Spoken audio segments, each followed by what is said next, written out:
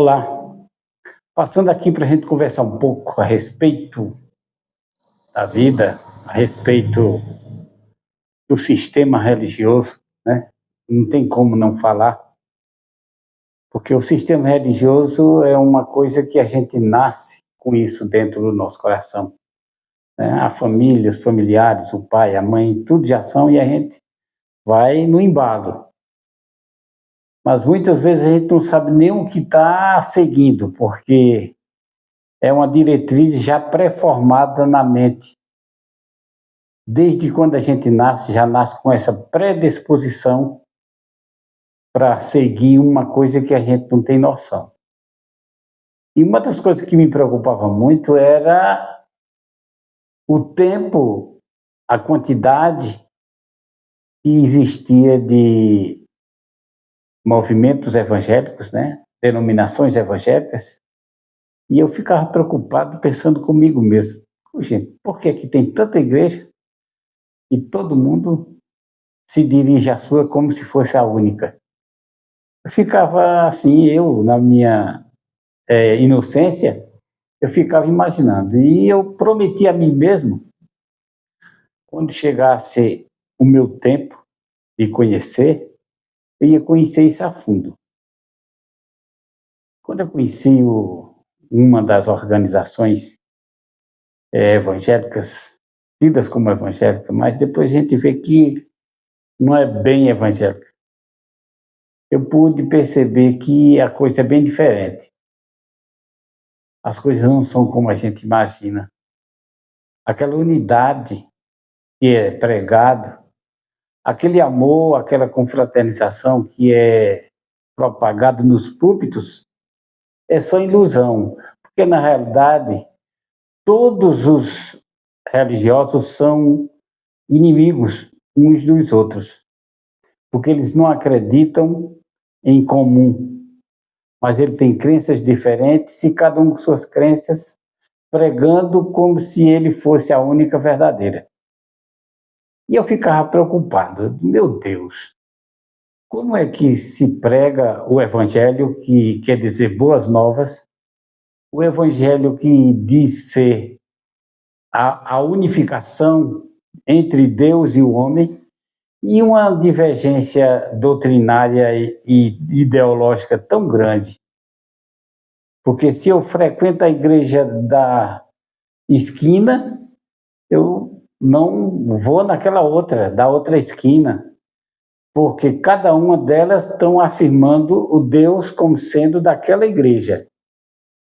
É um absurdo tão grande e eu não percebia que no meio dessa Babilônia de entendimento, Deus estaria nelas. Eu passava numa esquina, estava o cara pregando, pastor pregando, aqui é a casa de Deus. Aí tá certo, a casa de Deus. Mas eu já estava indo para outra, que dizia lá que a casa de Deus era lá. Que confusão, afinal de contas. Onde que é a casa de Deus?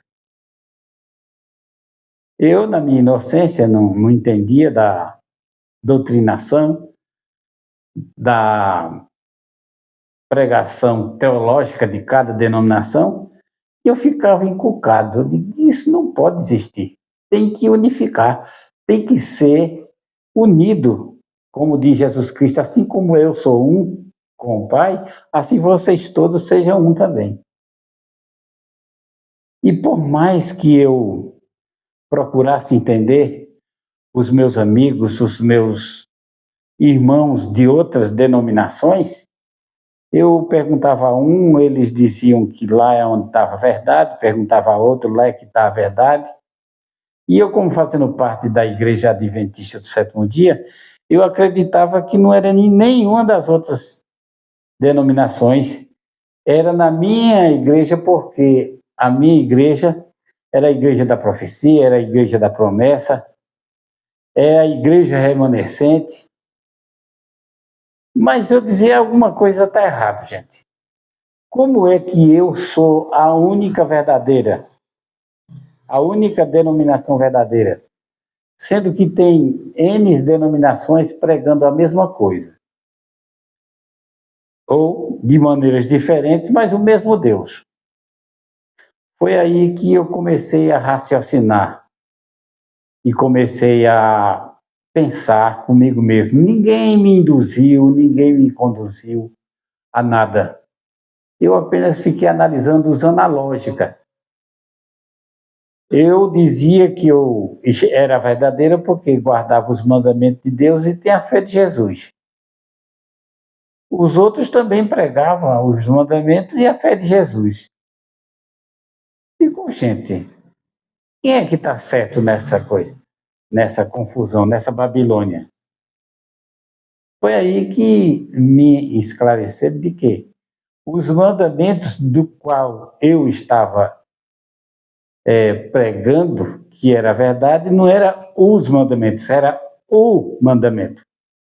Ou seja, era o sábado do sétimo dia. Porque os demais mandamentos, todos eles guardavam, né?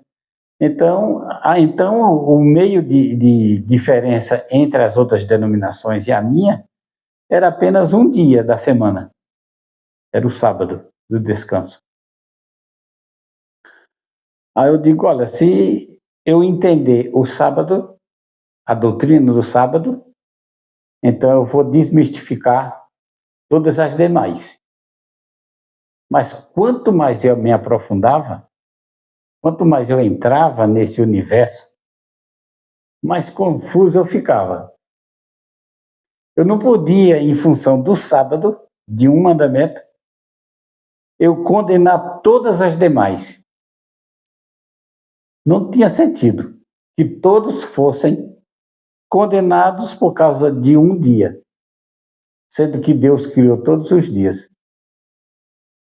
Aí eu fui reestudar, não mais pelas escrituras, pela lógica teológica, não, mas eu fui usar o raciocínio do que Deus disse: ide por todo mundo e pregar o evangelho. Na minha concepção, o evangelho era o que eu estava pregando da minha igreja. A outra pessoa que estava pregando o evangelho, ele acreditava do mesmo jeito, ir por todo mundo e pregar o evangelho, agora sendo o evangelho da sua igreja. Eu digo, a coisa está feia. A coisa está complicada. Então, o Deus do cristianismo não é um Deus um só. O Deus do cristianismo é centenas e milhares. Porque cada um crê de uma forma, cada um prega de uma forma. E quando na realidade, quem é que está certo? Quem é que está errado? Ninguém está errado, porque se for perguntar a cada um deles, ninguém está errado. Também se perguntar quem está certo, todos vão dizer a mesma coisa, que estão certos. Foi aí que Deus me revelou. A minha mente se abriu, mas só se abriu quando eu saí do casulo evangélico e fiquei olhando pelas laterais, dei um giro de 360 graus, aí eu pude perceber onde que estava o erro. O erro está exatamente na crença do exclusivismo.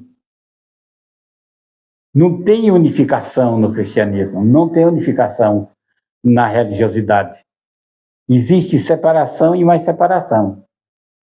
E hoje, graças a Deus, eu cheguei à conclusão porque estou fora do sistema religioso e não pretendo entrar em nenhum sistema, viu? Não pretendo. Porque no momento que eu participar de um sistema religioso, eu vou voltar ao meu antagonismo todo, à minha exclusividade toda. E aí é que mora o perigo.